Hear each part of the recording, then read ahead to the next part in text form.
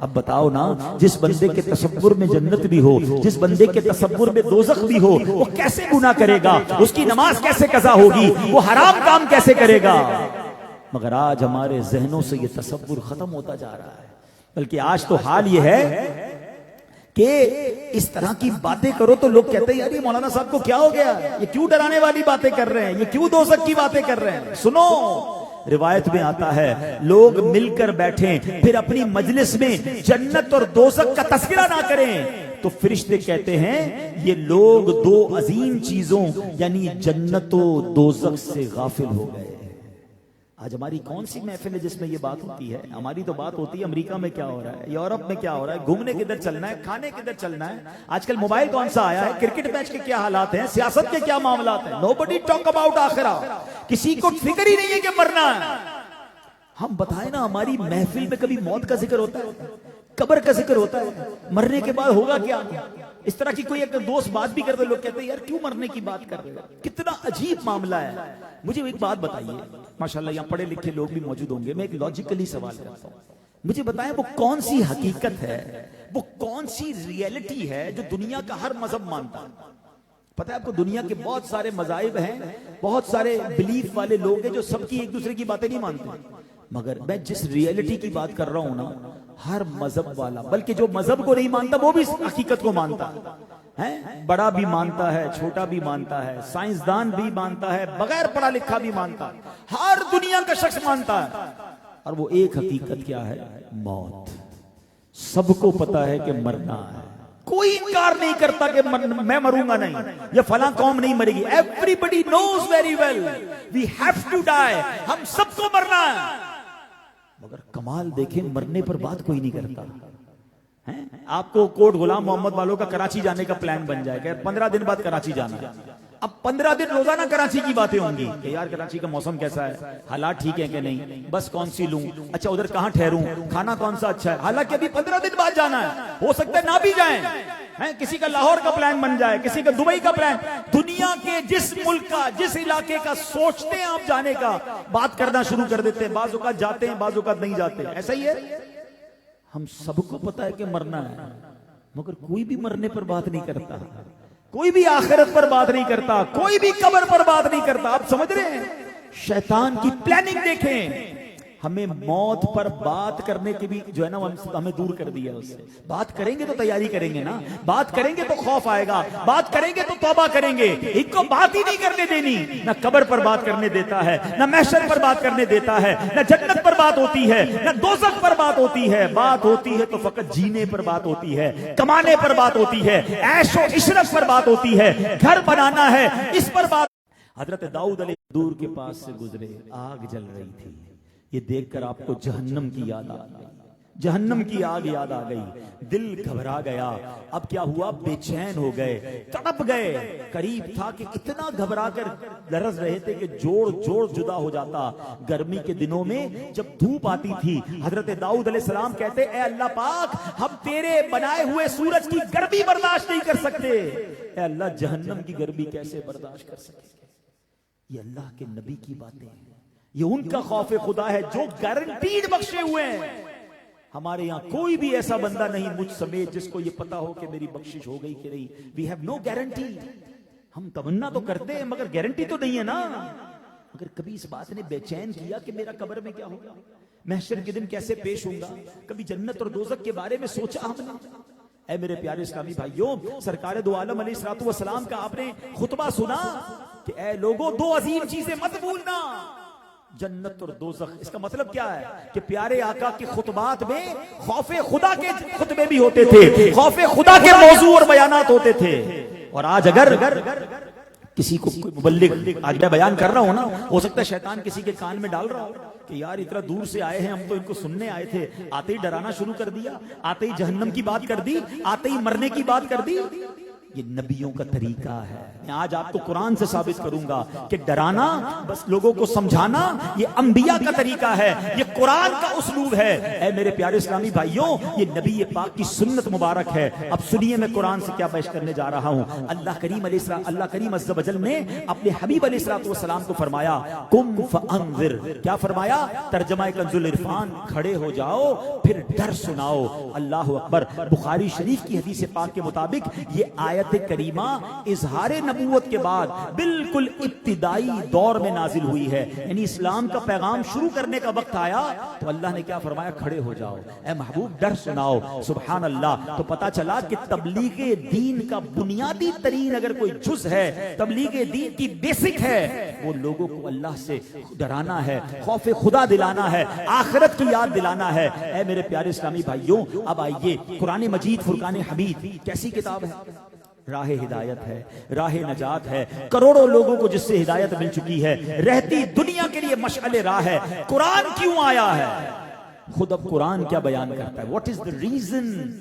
قرآن کے نازل ہونے کا سبب کیا ہے؟ اللہ کریم قرآن مجید میں فرماتا ہے وَكَذَلِكَ أَوْحَيْنَا إِلَيْكَ قُرْآنًا عَرَبِيًّا لِتُنذِرَ أُمَّ الْقُرَىٰ وَمَنْ حَوْلَهَا. 25واں پارہ ہے, سورہ شورا ہے, آیت نمبر 7 ہے. اللہ ارشاد فرماتا ہے اور یوں ہی ہم نے تمہاری طرف عربی قرآن کی وحی بھیجی تاکہ تم مرکزی شہر اور اس کے ارد گرد رہنے والوں کو ڈر سناؤ. تو پتا چلا قرآن نازل کس لیے ہوا ہے؟ تاکہ اس کے ذریعے لوگوں کے دلوں میں ڈر پیدا ہو. اللہ اکبر. اب ذرا اس آیت کو ذہن میں رکھیے گا. اب میں آپ سے سوال کروں گا, قرآن کتاب ہدایت ہے اور نازل کیوں ہوا ہے؟ لوگوں کے دلوں میں خوف خدا بڑھانے کے لیے. اس کا مطلب جس کے دل میں خوف خدا ہوگا وہ ہدایت پا جائے گا. قرآن کریم کے ذریعے قوموں کو عروج, ترقی ملتی ہے, مگر قرآن نازل کس لیے ہوا ہے؟ دل میں خوف خدا بڑھانے کے لیے. اس کا مطلب جس کے دل میں خوف خدا ہوگا اسے عروج اور ترقی مل جائے گی. قرآن کریم قرب الہی دلانے والی کتاب ہے, مگر نازل کیوں ہوا ہے؟ خوف خدا بڑھانے کے لیے. جس کے دل میں خوف خدا بڑھے گا وہ سبحان اللہ اللہ کا قرب پا جائے گا. قرآن کریم شفاعت فرمانے والا ہے. قرآن کریم سے جو برکتیں ملتی ہیں, اگر بندہ خوف خدا حاصل کر لے تو قرب الہی بھی ملے گا, ترقی بھی ملے گی, شفاعت بھی ہو جائے گی, عروج بھی مل جائے گا. تو پتا چلا کہ قرآن کے نازل ہونے کا سبب جو ہے وہ قرآن پاک خود فرماتا ہے کہ لوگوں کو اللہ کا خوف دلانا ہے. اے میرے پیارے اسلامی بھائیوں, اب نبی پاک علیہ الصلوۃ والسلام کی دنیا میں تشریف آوری کا ایک مقصد سن لیجئے. پیارے آقا مبعوث کیے گئے ہیں نا, واٹ از دا ریزن؟ اب سنیے, اللہ قرآن پاک میں ارشاد فرماتا ہے لِيَكُونَ لِلْعَالَمِينَ نَذِيرًا. ترجمہ کنز العرفان, تاکہ وہ تمام جہان والوں کو ڈر سنانے والا ہو. معلوم ہوا کہ میرے آقا اس دنیا میں نذیر بھی بن کر تشریف لائے ہیں. یقیناً آپ بشیر بھی ہیں, آپ رحمت للعالمین بھی ہیں, آپ خاتم النبیین بھی ہیں, مگر ہم یہ باتیں سن کر جھومتے رہتے ہیں. مگر یہ کیوں بھول جاتے ہیں کہ آپ نذیر بھی ہیں, آپ ڈر سنانے والے بھی ہیں. اللہ اکبر. اے میرے پیارے اسلامی بھائیوں, ایک دن نبی پاک علیہ السلام جہنم کا ذکر فرما رہے تھے. بیان کرتے کرتے میرے آقا نے اس سے پناہ مانگی. اس دوران آپ علیہ السلام نے اپنا چہرہ مبارک ایک طرف کو پھیر لیا. بات کرتے کرتے چہرہ پھیر لیا, پھر ہماری طرف رخ کیا, پھر جہنم سے پناہ مانگی, پھر چہرہ پھیر لیا, تیسری بار جہنم سے پناہ مانگی, پھر چہرہ پھیر لیا. صحابی فرماتے ہیں آپ کا بار بار چہرہ پھیرنا اور آپ کے چہرے کے مقدس تاثرات یہ بتا رہے تھے گویا میرے آقا جہنم کو دیکھ رہے تھے اور ناگواری کا اظہار فرما رہے تھے. پھر آپ نے فرمایا اتقوا النار, یعنی اے لوگو جہنم سے ڈرو. یہ ہے میرے نبی پاک کے ٹاپکس, یہ ہے میرے آقا کے خطبات. آج ہم نے یہ بات کرنا چھوڑ دی ہے. خدا را میرے پیارے اسلامی بھائی, اس دنیا میں رہ کر ہم نے جہنم سے بچنے کی تیاری کرنی ہے, ہم نے جنت میں جانے کی تیاری کرنی ہے. ہم سب کا مائنڈ سیٹ یہ بن گیا کہ 50 60 70 سال کی زندگی لگژری والی ہونی چاہیے, جو کرنا ہے اس دنیا میں کرنا ہے. ارے یہ دنیا تو تھوڑی ہے, اصل تو آخرت ہے. کہیں ایسا نہ ہو دنیا بناتے بناتے آخرت برباد کر دے. میں آپ کو ایک ایگزامپل کے ذریعے سمجھا ہوں. میں آج ایک آفر کر دوں اگر کوٹ غلام محمد میں, کہ کون ہے کہ جو اس بات پر راضی ہو کہ اس کو 1 سال ایک محل میں رکھا جائے گا, دنیا کے بہترین کھانے کھلائے جائیں گے, دنیا کے بہترین لباس اس کو دیے جائیں گے, مگر اس کے بعد 50 سال جیل میں رکھا جائے گا اور روز کوڑے مارے جائیں گے. جو یہ آفر قبول کرتا ہے آ جائے. کون عقل مند قبول کرے گا کہ یار 1 سال کے عیش کے بعد 50 سال کی سزا؟ کوئی نہیں کرے گا نا. کاش یہ بات سمجھ آ جائے کہ دنیا کے عیش کے چکر میں جو آخرت برباد کر رہے ہیں نا، یہ 1 اور 50 کا ریشیو بھی بہت تھوڑا ہے. مجھے بتائیں کتنے سال جئیں گے؟ پاکستان میں اوسطاً عمر کیا ہے؟ 60 سال 70 سال. ماں باپ کی دعا لگ گئی تو 100 سال. پھر تو مرنا ہے نا. کہاں جائیں گے؟ قبر میں جائیں گے. کتنے سال رہیں گے؟ حضرت آدم علیہ السلام سے لے کر آج تک لوگ قبر میں جا رہے ہیں، سب قبر میں ہیں. ہم بھی جائیں گے، پتہ نہیں کتنے 100 سال رہیں گے، کتنے 1000 سال رہیں گے. اس کا مطلب دنیا کے 70-80 سال اور قبر کے ہو سکتا ہے 700-800 1000 سال، 2000 سال. اچھی تو صرف قبر ہے نا. پھر قیامت کا 50,000 سال کا دن، پھر اللہ نہ کرے جہنم میں جانا پڑ گیا. تو کمپیئر تو کریں کہ 50-60 سال 70 سال کی زندگی کی اہمیت ہے یا آخرت کی اہمیت ہے. مگر کوئی تیاری کرنے کے لیے تیار نہیں ہے، کوئی سوچتا بھی نہیں ہے. خدا را آج میرے آقا کے فرامین سنا رہا ہوں، آپ کو قرآن کی آیتیں سنا رہا ہوں کہ ڈریے.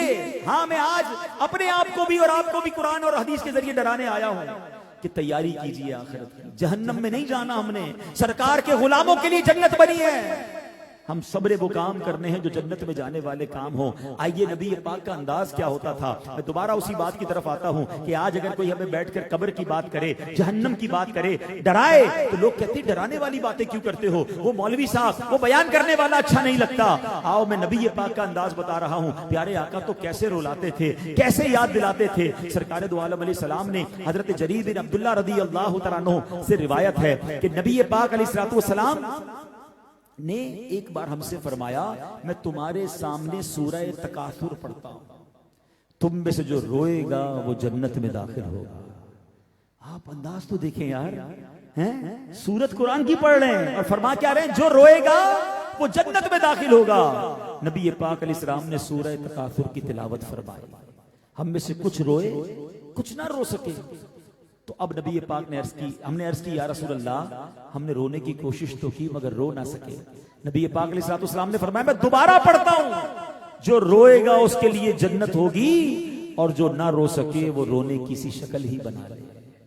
ہائے ہائے، میرے آقا تو خود بھی روتے تھے، صحابہ کو بھی رلاتے تھے، یہ سارے جنتی لوگ تھے. مگر یہ کیسی محفلیں تھی. آج ہمارے کو بیان کرتے کرتے رو پڑے، ہمیں رونے والی بات کرے کہتے ہیں یہ رلاتے ہیں، یہ تو جناب ڈراتے ہیں. ارے میں تو نبی پاک کا طریقہ آج بیان کرنے آیا ہوں. اور جب میں نے یہ روایت پڑھی تو میں نے سوچا کیوں نہ اس سنت کو ادا کرتے ہوئے آج ہم بھی سورہ تکاثر سن لیتے ہیں. آئیے میں آپ کے سامنے سورہ تکاثر پڑھتا ہوں، آپ بھی کوشش کریں آنسو بہانے کی. کیا محفل ہوگی جس محفل میں نبی پاک نے صحابہ کو کہا تھا کہ میں تمہارے سامنے سورہ تکاثر پڑھتا ہوں، جو روئے گا وہ بخشا جائے گا، جو نہ رو سکے وہ رونے والی شکل بنا لے. اللہ کرے کہ اس مبارک محفل کا صدقہ نصیب ہو جائے اور ہماری بھی بخشش ہو جائے. اللہ کریم قرآن مجید میں ارشاد فرماتا ہے، اور واقعی سورہ تکاثر قرآن پاک کی صرف 8 آیتیں ہیں. اگر ان 8 آیتوں کو ہم سمجھ جائیں تو زندگی کا فلسفہ سمجھ آ جاتا ہے. آج ہم جس طرح دنیا میں غرق ہو گئے ہیں، فقط سورہ تکاثر کو سمجھ جائیں تو یہ دنیا کی محبت دل سے نکل سکتی ہے. آئیے غور سے سورہ تکاثر سنیں، پھر اس کا ترجمہ بھی پڑھوں گا. اللہ کریم قرآن مجید میں ارشاد فرماتا ہے، بسم اللہ الرحمن الرحیم، الہاکم التکاثر حتی زرتم المقابر کلا سوف تعلمون ثم کلا سوف تعلمون کلا لو تعلمون علم الیقین لترون الجحیم ثم لترونها عین الیقین ثم لتسألن یومئذ عن النعیم. اب ذرا ترجمہ سنیے. الہاکم التکاثر، زیادہ مال جمع کرنے کی طلب نے تمہیں غافل کر دیا. حتی زرتم المقابر، یہاں تک کہ تم نے قبروں کا منہ دیکھا. یہ بھی پیسے مل جائیں، جھوٹ سے بھی مل جائے، ملاوٹ سے بھی مل جائے، سود سے بھی مل جائے، چوری کر لوں، ڈاکہ ڈال لوں، اغوا کرتے لو، مال جمع کرتے کرتے قرآن کہتا ہے الہاکم التکاثر حتی زرتم المقابر، قبروں کا منہ دیکھ لیا. کدھر گیا مال؟ کروڑوں اربوں روپے لوگ کما کر پیچھے چھوڑ کر 2 گز کی قبر میں چلے جاتے ہیں. کاش یہ فلسفہ سمجھ آ جائے. آگے قرآن کہتا ہے کلا سوف تعلمون ثم کلا سوف تعلمون، ہاں اب جلد جان جاؤ گے. پھر یقیناً تم جلد جان جاؤ گے. کلا لو تعلمون علم الیقین، یقیناً اگر تم یقینی علم کے ساتھ جانتے تو مال سے محبت نہ رکھتے. لترون الجحیم، بے شک تم ضرور جہنم کو دیکھو گے. ثم لترونها عین الیقین، پھر بے شک تم ضرور اسے یقین کی آنکھ سے دیکھو گے. ثم لتسألن یومئذ عن النعیم، پھر بے شک ضرور اس دن تم سے نعمتوں کے متعلق پوچھا جائے گا. جتنی نعمتیں ملی ہیں نا، آنکھ کے بارے میں پوچھا جائے گا. میرے بندے آنکھ اس لیے دی تھی کہ حرام دیکھو. زبان کے بارے میں پوچھا جائے گا. گونگا نہیں بنایا اللہ نے مجھے اور آپ کو کہ زبان اس لیے دی کہ گالیاں نکالیں، زبان اس لیے دی کہ غیبت کریں، کہ زبان اس لیے دی تھی کہ تلاوت کرے، درود پڑھے. یہ ہاتھ ظلم کرنے کے لیے رب نے نہیں دیے تھے، یہ ہاتھ لوگوں کی مدد کرنے کے لیے دیے. ہر نعمت کے بارے میں سوال ہوگا. کاش قرآن پاک کی یہ سورت ہمارے دلوں پر نقش ہو جائے اور اب اس کا میسج لینے میں کامیاب ہو جائے. اے میرے پیارے اسلامی بھائیوں، اب یہاں ایک دو باتیں میں اور عرض کرتا ہوں. یاد رکھیے ڈرانا دو قسم کا ہوتا ہے. ایک تو اس بات کا ڈرانا کہ کوئی خطرہ ہے نہیں، ویسے ہی ڈراتے ہیں. کوئی بندہ یہاں سے کراچی جا رہا ہے تو کہہ رہا ہے بھائی جاؤ، حالات بہت خراب ہیں، راستہ بھی ٹوٹا ہوا ہے، ڈاکو بھی راستے میں، حالانکہ ایسا کچھ بھی نہیں ہے. تو یہ ڈرانا تو غلط ہے، برا ہے. مگر ایک ڈرانا یہ ہے کہ خطرہ موجود ہے. اب آدمی ڈرائے تو ایسا ڈرانا والا جو ہوتا ہے وہ خیر خواہ ہوتا ہے کہ بھائی ابھی میرے سامنے معاملہ ہوا ہے، حالات ٹھیک نہیں ہے، مت جاؤ. وہ کون ہوتا ہے؟ وہ خیر خواہ ہوتا ہے. ڈاکٹر کیا کہتے ہیں کہ جناب کینسر تمہارا بڑھ جائے گا، تمہاری طبیعت خراب ہو جائے گی، یہ بت کھانا ورنہ ہارٹ اٹیک ہو جائے گا. تو ڈاکٹر سے لڑتے کہ ڈرا کیوں رہے ہو؟ تو ڈاکٹر خیر خواہ ہے اس لیے بتا رہا ہے، اس کا تجربہ بتا رہا ہے، ہماری بیماری اسے بتا رہی ہے. تو ہم ڈاکٹر کو اچھا سمجھتے ہیں کہ اس نے خطرے سے آگاہ کر دیا.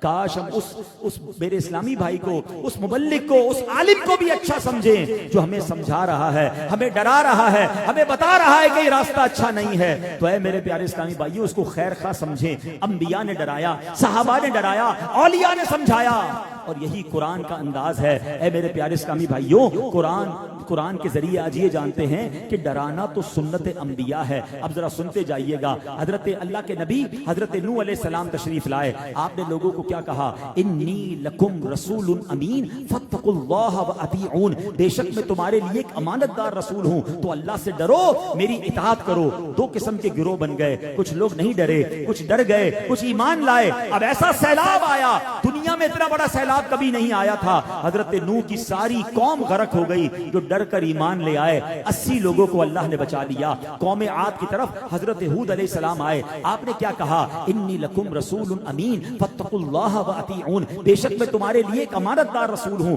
اللہ سے ڈرو، میری اطاعت کرو. قوم دو حصوں میں بٹ گئی. کچھ لوگ تو اللہ سے ڈر گئے، ایمان لے آئے، باقی نہیں ڈرے بلکہ الٹا اعتراض کرنے لگے. ان نہ ڈرنے والوں پر قرآن کیا کہتا ہے؟ کیا ہوا؟ اللہ پاک نے سخت زناٹے دار آندھی کا عذاب بھیجا. جو ڈرنے والے تھے محفوظ ہو گئے، اعتراض کرنے والے سب کے سب ہلاک و برباد ہو گئے. حضرت لوط علیہ السلام تشریف لائے. قرآن کہتا ہے اپنی قوم کو انہوں نے کیا کہا؟ فاتقوا اللہ واطیعون، اللہ سے ڈرو، میری اطاعت کرو. جنہوں نے بات سنی ڈر گئے، ایمان لے آئے، وہ بچ گئے. جو نہیں ڈرے اعتراض کرنے لگے، اللہ نے حضرت جبریل امین کو بھیجا. کیا ہوا قوم لوط کے ساتھ؟ جبریل امین نے اپنے پروں پر اس پوری قوم کو اٹھایا اور اٹھا کر پتھر پر پٹک دیا اور پتھروں کی بارش ہوئی. ساری قوم لوط ہلاک ہو گئی. ایکا والے تھے، ان کی طرف حضرت شعیب علیہ السلام کو اللہ نے بھیجا. قرآن میں موجود ہے. اپنی قوم کو کیا کہا؟ فاتقوا اللہ واطیعون، تو اللہ سے ڈرو، میری اطاعت کرو. ڈرنے والے جو تھے وہ ڈر گئے، ایمان لے آئے. اعتراض کرنے والے اعتراض کرنے لگ گئے. عذاب ہوا اور عذاب ایسا آیا کہ سارے کے سارے بچ گئے. تو پتا چلا کہ دو قسم کے لوگ شروع سے چلے آ رہے ہیں. جو ڈر جاتے ہیں، جو توبہ کر لیتے ہیں، جو ایمان لے آتے ہیں، جو اللہ کی طرف آ جاتے ہیں، وہ بچ جاتے ہیں.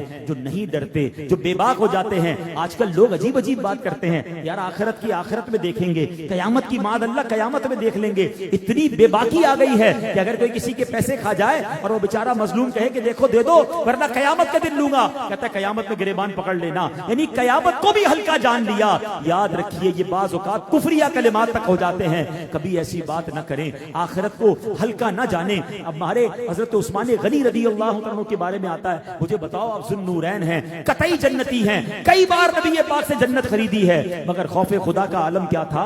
قبرستان جاتے تھے نا, قبر کو دیکھتے تھے, اتنا روتے تھے, اتنا روتے تھے, آپ کی داڑھی آنسوؤں سے تر ہو جاتی. کسی نے پوچھا حضور آپ محشر کی بات پر, جہنم کی بات پر اتنا نہیں روتے, مگر قبر کو دیکھ کر بڑا روتے ہیں, اس کی کیا وجہ ہے؟ ذوالنورین ہیں, پکے جنتی ہیں, مگر پتہ ہے کیا کہتے ہیں؟ کہتے ہیں قبر ہی پہلی منزل ہے, جو ادھر پاس ہو گیا, ادھر کامیاب ہو گیا, آگے بھی کامیاب ہو جائے گا, جو ادھر پکڑا گیا وہ آگے بھی پھنس جائے گا. یہ کون کہہ رہا ہے؟ جن کی قبر جنت کا باغ ہے. مگر سچ بتاؤ, میں اور آپ قبرستان جاتے ہیں, کبھی خیال آتا ہے؟ اب تو جنازے میں جاتے ہیں نا لوگ, تو موبائل چل رہا ہوتا ہے, ہنسی مذاق ہو رہی ہوتی, کاروبار ہو رہا ہوتا ہے. اللہ اکبر, میت دفنائی جا رہی ہے اور آپ کو اس وقت بھی کوئی عبرت نہیں ہو رہی. پہلے کے زمانے میں پتہ کیا ہوتا تھا؟ لوگوں کو یہ پہچاننا مشکل ہو جاتا تھا کہ میت کا رشتہ دار کون ہے. پتہ کیوں؟ سارے روتے تھے. اس لیے نہیں کہ سب کو میت سے بڑا پیار ہوتا تھا, کیونکہ جو قبرستان جاتا تھا سب کو اپنی قبر یاد آتی تھی, سب اس لیے روتے تھے.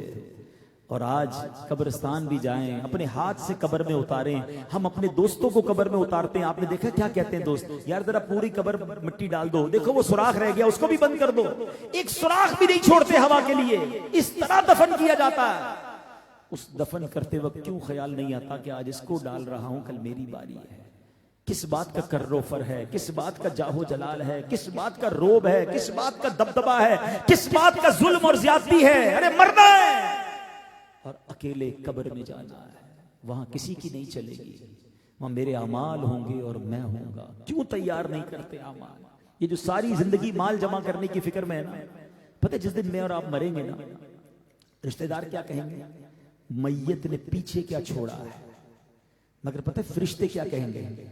میت نے آگے کیا بھیجا ہے.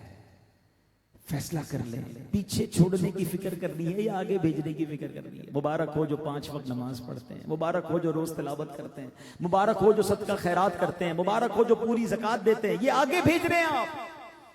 اور سوچے وہ بندہ جس کی نمازیں قضا ہو رہی ہیں, جو لوگوں پر زیادتی کر رہے ہیں, جو زکوٰۃ پوری نہیں دیتے, جو حرام کماتے ہیں, جو ماں باپ کو ستاتے ہیں, جو شراب پیتے ہیں, جو بدکاریاں کرتے ہیں.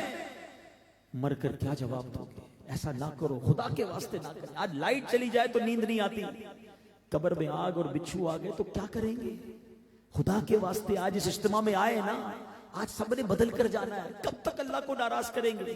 کب تک اپنی آخرت پر بات کریں گے؟ ہم سب نے مرنا ہے اور یہ بھی نہیں پتا کب مرنا ہے. ہو سکتا ہے آج کی رات میری آپ میں سے کسی کی آخری رات ہو. توبہ میں تاخیر نہ کریں. آج آ گئے ہیں نا, یہ خدا کی قسم اللہ نے مہربانی کی ہے, مجھ پر بھی کی ہے, آپ پر بھی کی ہے, کہ اللہ نے سارے کام چھڑوا کر اپنے اور اپنے حبیب کے ذکر کے اس اجتماع میں بلا لیا ہے. ہم کچھ اور کرنے جمع نہیں ہوئے, اللہ کو یاد کرنے جمع ہوئے ہیں.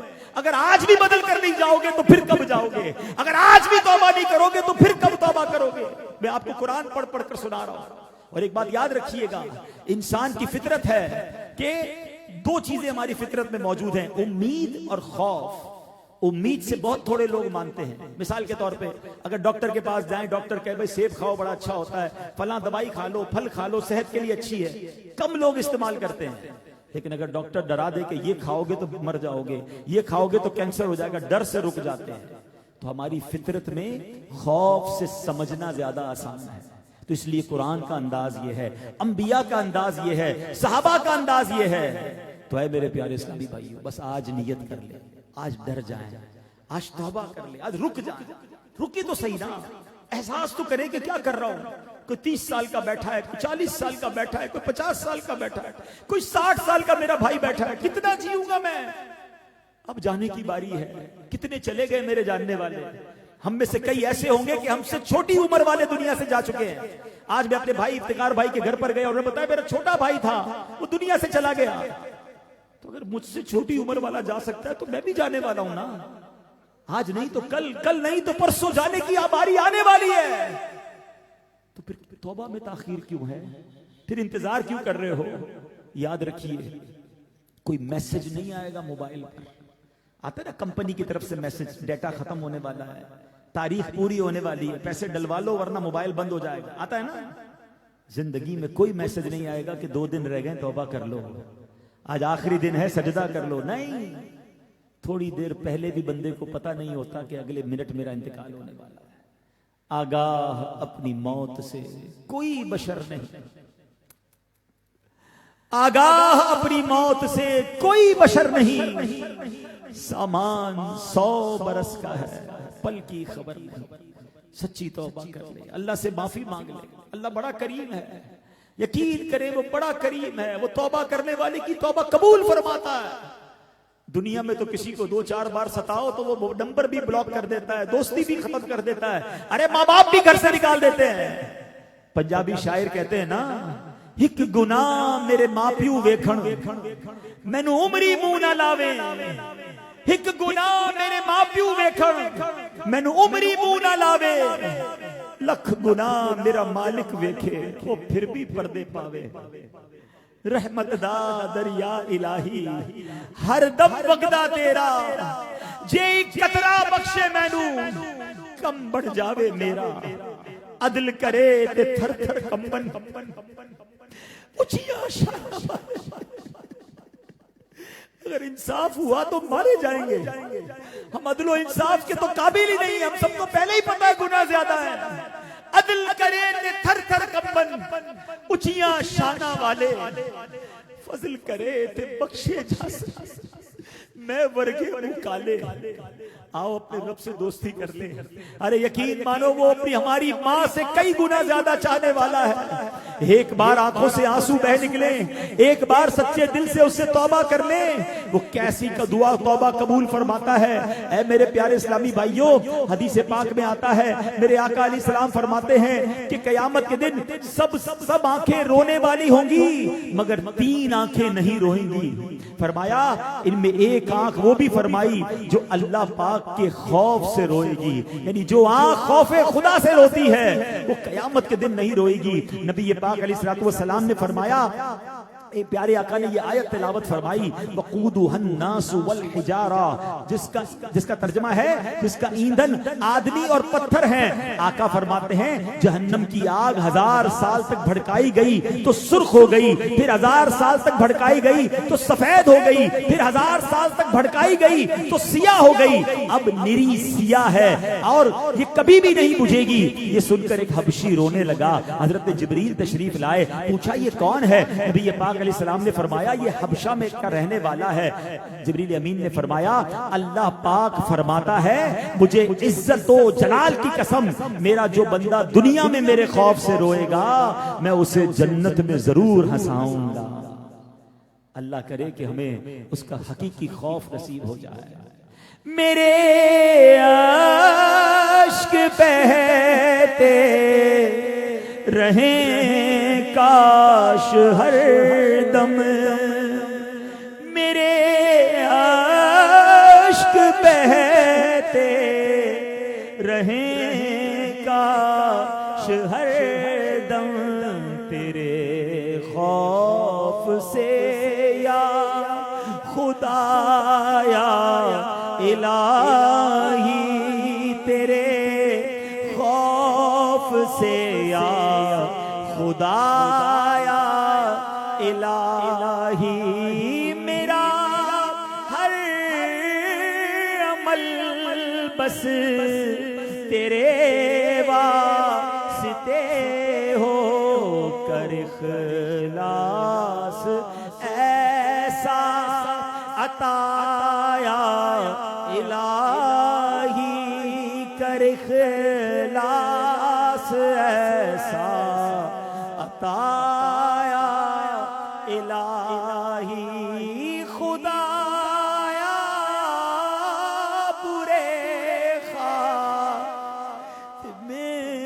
سے بچانا، خدا یا برے خاتمے سے بچانا، پڑھوں کلمہ جب نکلے دم یا الہی، پڑھوں کلمہ جب نکلے دم یا الہی۔ بس میرے پیارے اسلامی بھائی، آج آئے ہیں نا اجتماع میں، اللہ سے دوستی کر لیں، اللہ کو راضی کر لیں. بہت ہو گئے گناہ، بڑی ہو گئی خطائیں، بڑی کر لی نماز قضا، بہت حرام لوگوں نے کما لیا. شراب پینے والا شراب سے توبہ کر لے، بدکاری کرنے والا بدکاری سے توبہ کر لے، جھوٹ بولنے والا جھوٹ سے توبہ کر لے، غیبت کرنے والا غیبت سے توبہ کر لے، ماں باپ کو ستانے والا راضی کر لے اپنے ماں باپ کو. جس نے بہنوں کا حق کھایا ہے، وراثت کھا لی ہے، بہنوں کا حق دے دو، یتیموں کا مال اسے لوٹا دو. ہم سب نے مرنا ہے، کچھ بھی ساتھ نہیں جائے گا. اللہ ناراض ہو گیا تو مارے جائیں گے، پکڑے جائیں گے. بہت کمزور ہیں ہم تو جب سرما لگاتے ہیں تو ہاتھ کانپ رہا ہوتا ہے، کہیں آنکھ میں زخم نہ لگ جائے، سلائی زور سے نہ لگ جائے. کان صاف کرتے وقت اگر وہ ڈنڈی تیز لگے تو درد ہو جاتا ہے. ارے جس کے کان اتنے کمزور ہوں، جس کی آنکھیں اتنی کمزور ہوں، ارے پیر میں کانٹا چبھ جائے تو چیخ نکل جاتی ہے. اتنے نازک بدن والے کی قبر میں اگر سانپ آ گیا، بچھو آ گئے، آگ جلا دی گئی، حدیثوں میں آتا ہے جس سے اللہ ناراض ہوا اس کی قبر کو ایسے قبر بندے کو دبائے گی کہ اس کی پسلیاں ٹوٹ پھوٹ کر ایک دوسرے میں پیوست ہو جائیں گی. کیسے سہیں گے؟ ہم نہیں سہ سکیں گے، کچھ بھی نہیں سہ سکیں گے، بڑے کمزور ہیں. اللہ سے سچی توبہ کر لیں. آج آ گئے ہیں نا، اللہ سے عرض کریں اے اللہ ہو گئے گناہ، اے اللہ کر لی خطائیں معاف کر دے. اللہ میں گناہگار ہوں، مانتا ہوں، مولا مجھے آج معاف کر دے. اے اللہ تجھ سے وعدہ کرتا ہوں اب گناہ نہیں کروں گا، مجھے معاف کر دے. اے اللہ میں کمزور ہوں، مجھے معاف کر دے. اے اللہ مجھے شیطان نے بہکا دیا تھا، مجھے معاف کر دے. اے اللہ پوری نمازیں پڑھوں گا، اے اللہ مجھے معاف کر دے. اے اللہ اپنی آنکھوں کو گناہوں سے بچاؤں گا، اے پروردگار معاف کر دے. اے اللہ ان کانوں کو حرام سے بچاؤں گا، بس مولا معاف کر دے. اگر تو نے معاف نہ کیا تو کس کے دربار پر جاؤں گا؟ میرے مولا مجھے معاف کر دے. اے اللہ تجھے نبی پاک کا واسطہ، اے اللہ مجھے معاف کر دے. اے اللہ کمزور ہوں، پہلے بھی توبہ کی، شیطان مجھے کھینچ کر گناہوں کی طرف لے گیا. اے اللہ آج معافی بھی مانگتا ہوں، مدد بھی مانگتا ہوں. اے اللہ مدد کر دے، سچی توبہ دے دے. اے اللہ میں تیری قسم نیک بننا چاہتا ہوں. اے اللہ میں تیری قسم سدھرنا چاہتا ہوں. میں گناہوں کے دلدل میں غرق نہیں ہونا چاہتا. اے اللہ میں اپنی قبر و آخرت کو برباد نہیں کرنا چاہتا. اے اللہ میں یہ بھی جانتا ہوں ان قریب مرنے والا ہوں. اے اللہ ہمت بھی دے دے. اے اللہ طاقت بھی دے دے، شیطان کے مقابلے کی قوت بھی دے دے. اور اے اللہ مجھے معاف بھی کر دے. اے اللہ اپنے پسندیدہ بندوں میں شامل کر لے. اے اللہ میں تیرے مردود بندوں میں نہیں، تیرے محبوب بندوں میں شامل ہونا چاہتا ہوں. اے اللہ مجھے شامل کر دے. آج کے اس اجتماع کی برکت سے مجھے معاف کر دے. آؤ میرے پیارے اسلامی بھائیوں، اپنے رب سے دوستی کر لو، اپنے رب سے معافی مانگ لو، اور بس آج نیت کر لو. اللہ بڑا قریب ہے. آپ نے نیت کر لی ہے، اس نے مدد کر لی ہے. سچی پکی نیت کیجئے، اور جس کے دل میں پکا ارادہ ہو وہ یہ نعرہ بلند کرے کہ انشاءاللہ آج کے بعد ہماری کوئی نماز قضا نہیں ہوگی، آج کے بعد جھوٹ نہیں بولیں گے، آج کے بعد حرام روزی کے قریب نہیں جائیں گے، آج کے بعد کوشش کریں گے کہ سنت کے مطابق زندگی گزاریں. اے میرے پیارے اسلامی بھائیوں، اگر واقعی اب ذہن بن گیا ہے، اگر واقعی یہ دل بن گیا ہے کہ اب گناہ نہیں کر لے، تو آؤ میں آپ کو راستہ بتاتا ہوں، آؤ میں آپ کو طریقہ بتاتا ہوں. اور وہ راستہ یہ ہے کہ ہم دعوت اسلامی کے ماحول سے وابستہ ہو جائیں. واللہ ہم نے لاکھوں نوجوانوں کو دیکھا ہے کہ جو بدلتے چلے جا رہے ہیں. آپ دیکھیں نا، آپ کے محلے میں، آپ کے شہر میں، آپ کے علاقے میں مثالیں ہوں گی کہ جو ایک وقت کی نماز نہیں پڑھتا تھا آج لوگوں کو فجر میں اٹھانے والا بن گیا ہے. آپ ایسے کئی نوجوانوں کو جانتے ہوں گے جو اپنے ماں باپ کی بات بھی نہیں مانتے تھے، آج ماں باپ کی ہاتھ چومنے والے بن گئے. سروں پر امامے ہیں، چہرے پر داڑھی ہے. ارے جب یہ بدل سکتے ہیں تو میں بھی بدل سکتا ہوں، میں بھی نیک بن سکتا ہوں. اپنے لیے، اپنے بچوں کے لیے، اپنے گھر والوں کے لیے اس ماحول کو اپنا لیجئے. اسلامی بہنوں کو اسلامی بہنوں کے اجتماع میں بھیجیں، اسلامی بھائی اسلامی بھائیوں کے اجتماع میں آئیں. بچوں کو دعوت اسلامی کے مدارس اور جامعات میں داخل کریں، دعوت اسلامی کے قافلوں میں سفر کریں. میڈیا دیکھنا ہے، چینل دیکھنا ہے تو کوئی اور چینل نہیں، اپنی فیملی کے ساتھ بیٹھ کر مدنی چینل دیکھیں. انشاءاللہ گھر والوں کا دل بھی بدلنے لگے گا. ہم سب نیک راستے پر آ جائیں گے. بس ایک تو نیت کرنی ہے اور دوسرا اس ماحول سے وابستہ ہو جانا ہے. آج تو ماشاءاللہ کوٹ غلام محمد میں ہزاروں کی تعداد میں عاشقان رسول آئے ہیں، لیکن ایسا نہ ہو کہ بس آج آئے ہیں اور اگلی جمعرات اجتماع میں نہ ہو، بلکہ آپ جہاں جہاں سے آئے ہیں یہ بھی نیت کریں کہ اب انشاءاللہ ہر جمعرات اپنے شہر میں ہونے والے دعوت اسلامی کے اجتماع میں شرکت کریں گے۔ میں رب کریم سے دعا کرتا ہوں، اے اللہ ہمارا کام توبہ کرنا ہے، اے اللہ ہمارا کام نیت کرنا ہے، اے قوت والے مالک، اے طاقت والے مولا، ہمیں قوت عطا فرما، ہمیں سچی توبہ عطا فرما، اور آج ہم نے جو نیتیں کی ہیں ہمیں ان پر استقامت عطا فرما۔ آمین بجاہ النبی الامین صلی اللہ تعالی علیہ وسلم۔ صلو علی الحبیب صلی اللہ تعالی علی محمد صلی اللہ علیہ وسلم۔ پیارے پیارے صاحب الحمدللہ مسلمان کا سرمایہ اس کا ایمان ہے۔ ایمان کی حفاظت کا ایک ذریعہ کسی پیر کامل کا مرید ہونا بھی ہے۔ مرید بننے میں خرچ کچھ نہیں، جبکہ دنیا و آخرت کی برکتیں بے شمار ہیں۔ جیسا کہ حضور غوث اعظم شیخ عبد القادر جیلانی رحمت اللہ تعالی علیہ کے فرمان کے مطابق ان کا مرید چاہے کتنا ہی گناہگار ہو، وہ اس وقت تک نہیں مرے گا جب تک توبہ نہ کر لے۔ مزید فرمانے غوث اعظم ہے، میں اس وقت تک اپنی رب کی بارگاہ سے نہ ہٹوں گا جب تک اپنے ایک ایک مرید کو داخل جنت نہ کرا لوں۔ الحمدللہ ہمارے درمیان رکن شورا حاجی عبدالحبیب اتاری دامت برکاتہم العالیہ تشریف فرما ہے۔ یہ امیر اہل سنت حضرت علامہ مولانا محمد الیاس اتار قادری دامت برکاتہم العالیہ کا مرید بنانے کے مجاز ہیں۔ امیر اہل سنت سرکار غوث اعظم کے سلسلے میں مرید بناتے ہیں۔ مرید و طالبین کے لیے شجرہ قادریہ شائع کیا گیا ہے۔ میں رکن شورا کی خدمت میں عرض کروں گا کہ ہمیں توبہ بھی کروا دیں اور سلسلہ عالیہ قادریہ میں امیر اہل سنت دامت برکاتہم العالیہ کا مرید بھی بنا لیں۔ میرے وہ اسلامی بھائی جو مرید ہونا چاہیں، جس طرح میں کہتا جاؤں دہراتے جائیں۔ بسم اللہ الرحمن الرحیم، الصلاۃ والسلام علیک یا رسول اللہ وعلی آلک واصحابک یا حبیب اللہ، لا الہ الا اللہ محمد الرسول اللہ صلی اللہ تعالی علیہ وسلم۔ توبہ کرتا ہوں میں اپنے تمام پچھلے گناہوں سے اور آئندہ اللہ اور رسول کی نافرمانی نہیں کروں گا۔ مرید ہوتا ہوں میں امیر اہل سنت کا، اور ان کے ذریعے سرکار بغداد حضور غوث پاک شیخ عبد القادر جیلانی رحمت اللہ تعالی علیہ کا۔ یا اللہ پاک مجھے سلسلہ قادریہ میں قبول فرما اور اس سلسلے کی برکتیں ہم سب کو نصیب فرما۔ صلاۃ والسلام علیک یا نبی اللہ وعلی آلک واصحابک یا نور اللہ۔ پیارے پیارے اسلامی بھائیوں، دعوت اسلامی کے ہر جمعرات کو ہونے والے اجتماع میں کچھ درود پڑھائے جاتے ہیں، کچھ دعائیں پڑھائی جاتی ہیں۔ بڑی مبارک درود اور دعائیں ہیں، آئیے مل کر پڑھتے ہیں۔ بزرگوں نے فرمایا جو شخص ہر شب جمعہ اور جمعرات کی درمیانی رات یہ درود پاک پابندی سے کم از کم ایک مرتبہ پڑھے، موت کے وقت سرکار مدینہ صلی اللہ علیہ وسلم کی زیارت کرے گا، اور قبر میں داخل ہوتے وقت بھی یہاں تک کہ وہ دیکھے گا کہ سرکار مدینہ علیہ السلام اسے قبر میں اپنے رحمت بھرے ہاتھوں سے اتار رہے ہیں۔ آئیے مل کر پڑھ لیتے ہیں۔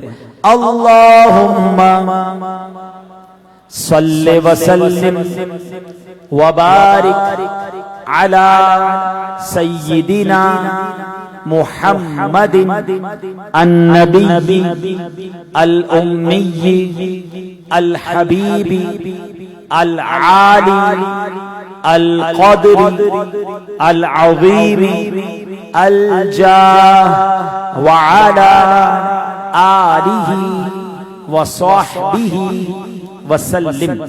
حضرت انس رضی اللہ تعالیٰ عنہ سے روایت ہے کہ تاجدار مدینہ صلی اللہ علیہ وسلم نے فرمایا جو شخص یہ درود پاک پڑھے اگر کھڑا تھا تو بیٹھنے سے پہلے اور بیٹھا تھا تو کھڑے ہونے سے پہلے اس کے گناہ معاف کر دیے جائیں گے۔ آئیے مل کر پڑھتے ہیں۔ اللہم صلی علی سیدنا و مولانا محمد وعلی آلہ وسلم۔ جو یہ درود پاک پڑھتا ہے اس پر رحمت کے 70 دروازے کھول دیے جاتے ہیں۔ آئیے مل کر پڑھتے ہیں صلی اللہ علی محمد.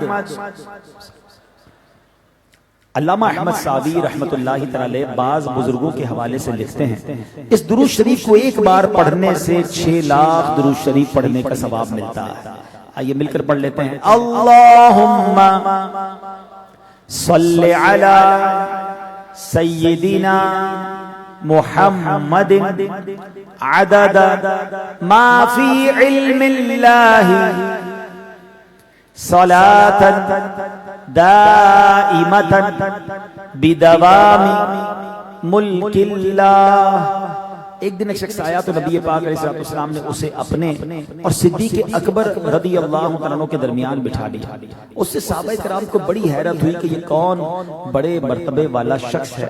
جب وہ چلا گیا تو نبی پاک علیہ السلام نے فرمایا یہ جب مجھ پر درود پاک پڑھتا ہے تو یوں پڑھتا ہے. آئیے ہم بھی پڑھ لیتے ہیں اللہم صلی علی محمد کما تحب وَتَرْضَى لَهُ. شافع امم علیہ السلام کا عظمت والا فرمان ہے جو شخص یوں درود پاک پڑھے اس کے لیے میری شفاعت واجب ہو جاتی ہے. آئیے پڑھ لیتے ہیں اللہم صلی علی محمد وَأَنزِلْهُ الْمَقْعَدَ المقرب عندك یوم القیامہ. حضرت ابن عباس رضی اللہ عنہ سے روایت ہے کہ نبی پاک علیہ السلام نے فرمایا اس کو پڑھنے والے کے لیے 70 فرشتے 1000 دن تک نیکیاں لکھتے ہیں.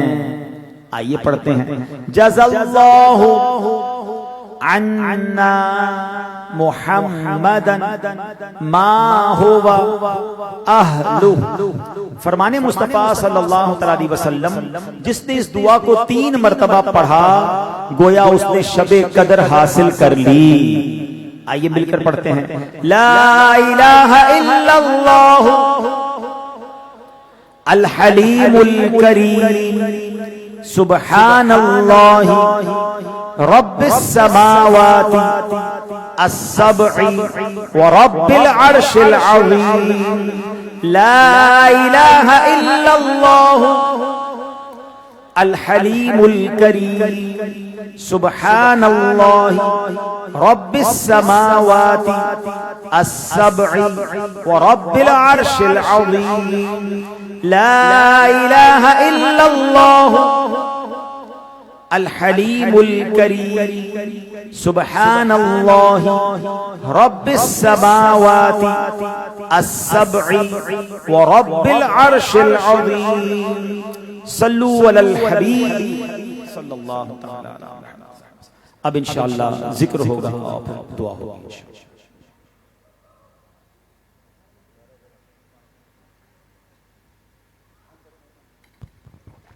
درد پاک پڑھ لیں. الصلاة والسلام عليك يا رسول الله الصلاة والسلام عليك يا حبيب الله الصلاة والسلام عليك يا نبي الله الصلاة والسلام عليك يا نور الله الصلاة والسلام عليك يا رسول الله الصلاة والسلام عليك يا حبيب الله الصلاة والسلام عليك يا نبي الله الصلاة والسلام عليك يا نور الله الصلاة والسلام عليك يا رسول الله الصلاة والسلام عليك يا حبيب الله الصلاة والسلام عليك يا نبي الله وعلى آلك وصحابك يا نور الله. اب انشاءاللہ ذکر کریں گے تمام اسلامی بھائی ایک آواز ہو کر انشاءاللہ ذکر کریں گے. حسبی ربی جل اللہ ما فی قلبی غیر اللہ نور محمد صلی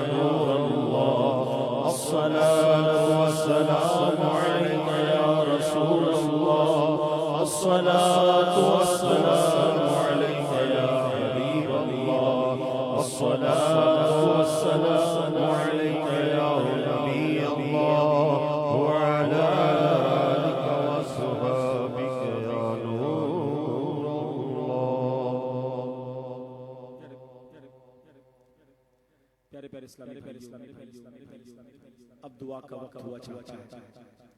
اپنے سروں کو جھکا لیجیے, اپنے ہاتھوں کو اٹھا لیجیے. شب جمعہ ہے, جمعرات کی جو رات ہے یہ دعاؤں کی قبولیت کی رات ہوتی ہے. ہزاروں کی تعداد میں آج کوٹ غلام محمد میں عاشقان رسول جمع ہیں, اور نہ جانے انٹرنیٹ کے ذریعے دنیا میں کہاں کہاں عاشقان رسول ہاتھ اٹھائے حاضر ہوں گے, اور ہم نہیں جانتے کہ کس کی آمین کے صدقے کس کا بیڑا پار ہو جائے. تو آج ہو سکے تو رو رو کر اپنے رب کے حضور اپنے گناہوں کی معافی طلب کیجیے, اپنی پریشانیوں کی نجات کے لیے دعا کیجیے. میرا رب بڑا کریم ہے, اس کی بارگاہ میں ندامت کے بہائے ہوئے آنسو بڑے مقبول ہو جاتے ہیں. الحمدللہ رب العالمین والصلاة والسلام على خاتم النبيين يا أرحم الراحمين يا أرحم الراحمين يا أرحم الراحمين. يا ربنا يا ربنا يا ربنا يا ربنا يا ربنا يا الله يا رحمن يا رحيم يا الله يا رحمن يا رحيم يا الله يا رحمن يا رحيم. اللهم ربنا آتنا في الدنيا حسنة وفي الآخرة حسنة وقنا عذاب النار وقنا عذاب القبر وقنا عذاب الحشر وقنا حساب الميزان. اللهم أعني على ذكرك وشكرك وحسن عبادتك يا مقلب القلوب ثبت قلوبنا على دينك يا مصرف القلوب صرف قلوبنا على طاعتك يا حل المشكلات يا حل المشكلات يا حل المشكلات حل المشكلات لا يا الله يا قاضي الحاجات اقضي حاجاتنا يا الله يا رافع الدرجات ارفع درجاتنا يا الله يا شافي الأمراض اشفي مرضانا يا الله يا ستار العيوب استر عيوبنا بسترك الجميل يا غفار الذنوب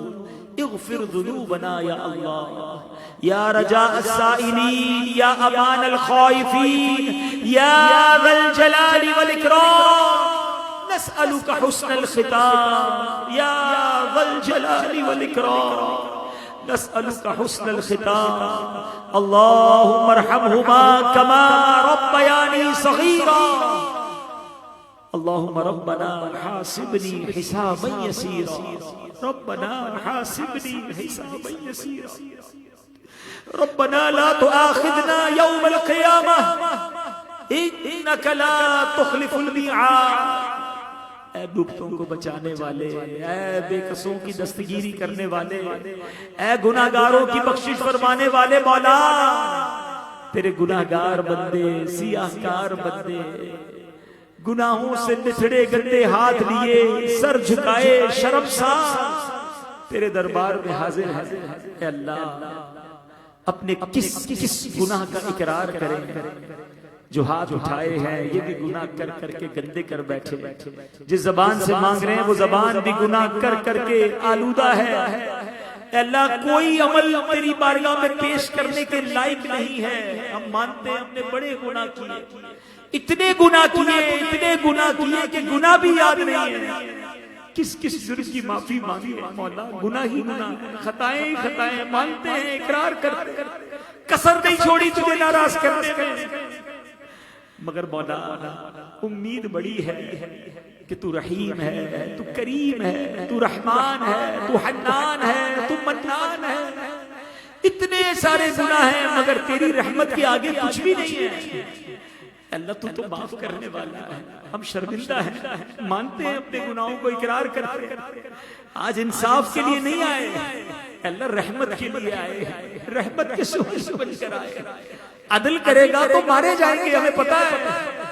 اے اللہ جس اجتماع میں فقط بھکاری بن کر، اے اللہ بھکاری بن کر، رحمت کے سوالی بن کر آئے ہیں۔ انت الغنی ونحن فقراء یا اللہ، انت الغنی ونحن فقراء یا اللہ، فقیر جھولی پھیلائے آئے ہیں مولا تیرے دربار میں۔ اے اللہ آج مغفرت کی خیرات عطا کر دے۔ اے اللہ یہ نہ دیکھ ہم کتنے برے ہیں، محبوب پاک علیہ السلام کے رخ روشن کی طرف نظر فرما۔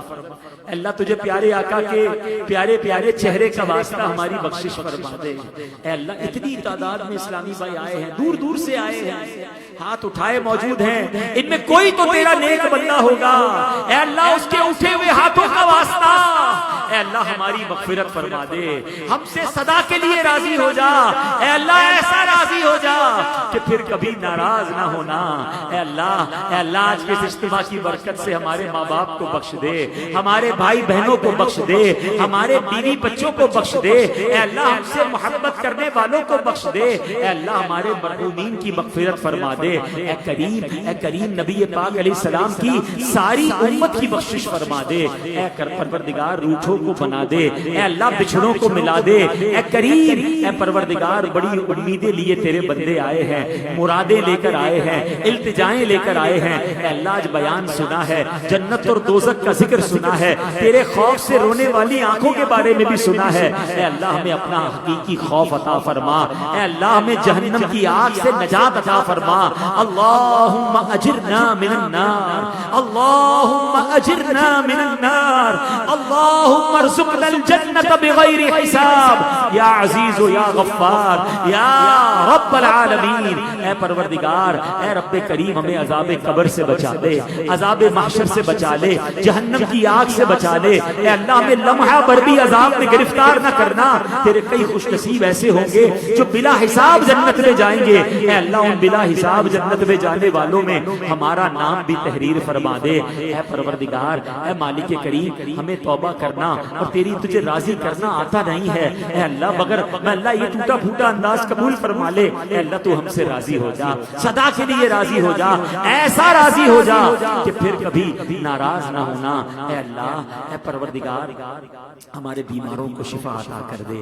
کئی ہاسپٹل میں ہیں، کئی گھروں میں ہیں، بلکہ کئی آج اجتماع میں بھی بیمار آئے ہیں کہ اللہ شفا کی خیرات لیں گے۔ اے اللہ آج ہمیں شفا کی خیرات عطا فرما دے۔ اے اللہ، اے پروردگار جو قرضوں کے بوجھ تلے دب گئے ہیں ان کو قرضوں سے خلاصی عطا فرما، بے اولادوں کو نیک اور صالح اولاد عطا فرما، جو اے اللہ بیٹیوں کے تمنائی ہیں انہیں بیٹیاں دے دے، بیٹوں کے تمنائیوں کو بیٹا دے دے، اے اللہ ماں باپ کا ہاتھ پکڑ کے جنت میں لے جانے والی اولاد عطا فرما، اے کریم جن کے رشتوں میں رکاوٹیں ہیں اچھے اور نیک رشتے عطا فرما، جن کے رشتے ہو گئے ان کو گھروں میں خوشیاں عطا فرما، اے رب کریم جن کے گھروں میں لڑائی جھگڑے ہیں امن و سکون عطا کر دے، پیار اور محبت عطا کر دے، اے اللہ سب کے روزی روزگار میں رزق حلال میں برکتیں اور وسعتیں عطا فرما، رزق حرام سے ہم سب کو محفوظ فرما، اے کریم مولا اے پروردگار ہماری دنیا بھی اچھی کر دے، ہماری آخرت بھی اچھی کر دے، ہمیں زوال نعمت سے بچا، عافیتوں کے پھر جانے سے بچا، اے اللہ حاسدوں کے حسد سے بچا، بد نظروں کی بد نظری سے بچا، شیطان کے شر سے بچا، جادو ٹونے آسیب سے بچا، زمینی اور آسمانی بلاؤں سے بچا، اے اللہ زلزلوں طوفانوں اور وائرسوں سے محفوظ فرما، اے کریم مولا ہم سب کی جان مال عزت آبرو آل اور اولاد دین اور ایمان کی حفاظت فرما، اے اللہ اس اجتماع میں جتنے آئے ہیں سب کو خوشحال کر دے، سب کے دلوں میں جو تمنائیں ہیں تو سب کے نام بھی جانتا ہے کام بھی جانتا ہے، اے اللہ سب کی جھولیاں بھر دے، اے اللہ جو جس تمنا کو حاصل کرنے آیا ہے آج کے اجتماع کی برکت سے اس کی جھولی بھر دے، اے اللہ جو تڑپ رہے ہیں انہیں کعبہ دکھا دے، جو مچل رہے ہیں انہیں مدینہ دکھا دے، حرمین طیبین کی حاضریاں اے اللہ ہمارے لیے آسان کر دے، اے پروردگار اے کریم مولا اس محلے پر اس علاقے پر اس شہر پر اپنی خاص رحمتوں اور برکتوں کا نزول فرما، ہمارے وطن عزیز پاکستان کی خیر فرما، عالم اسلام کا بول بالا فرما، فلسطین اور غزہ کے مسلمانوں کی غیب سے مدد فرما، اے اللہ پاکستان میں اور دنیا بھر میں جہاں جہاں مسلمانوں پر ظلم ہو رہا ہے اے اللہ ظالموں کو نیست و نابود فرما دے، سرکار کے چاہنے والوں کی دنیا بھر میں خیر فرما، اے پروردگار عالم اے کریم مولا ہاتھ اٹھے ہیں سر جھکے ہیں، اے اللہ تجھے تیری بارگاہ میں کیا مانگا جائے کیسے مانگا جائے، ہمیں مانگنا نہیں آتا مگر یہ ایمان ہے کہ تجھے دینا آتا ہے، ہمیں بن مانگے عطا کر دے، جو جو ہمارے حق میں بہتر ہے عطا فرما، میں کیوں کہوں مجھ کو یہ عطا ہو وہ عطا ہو، میں کیوں کہوں مجھ کو یہ عطا ہو وہ عطا ہو، وہ دو کہ ہمیشہ میرے گھر بھر کا بھلا ہو، مٹی نہ ہو برباد پسے مرگ الہی، جب خاک اڑے میری مدینے کی ہوا ہو، اے اللہ ہماری دعوت اسلامی کو ترقیاں عطا فرما، قبلہ امیر اہل سنت اور تمام علماء اور مشائخ اہل سنت کا سایہ ہمارے سروں پر